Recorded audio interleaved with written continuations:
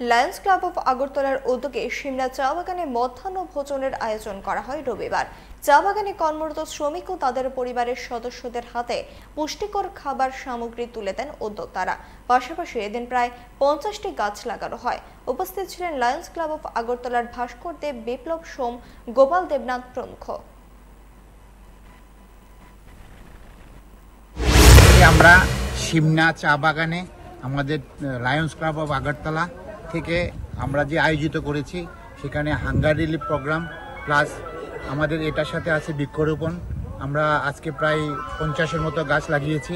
Hunger রিলিফের মধ্যে আমাদের total আমাদের হাঙ্গার রিলিফে আজকে 250 জনকে আমরা খাওয়াতে পেরেছি দুঃস্থদের মধ্যে।